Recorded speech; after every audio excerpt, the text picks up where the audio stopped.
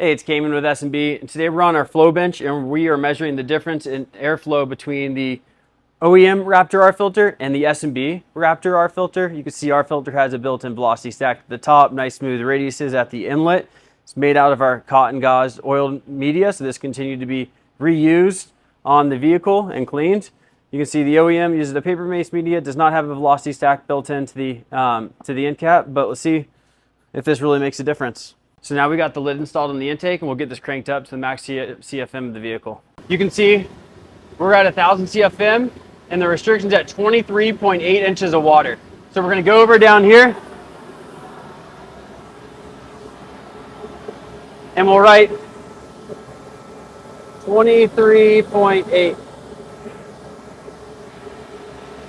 Now we're gonna get the OEM filter switched out for the S&B.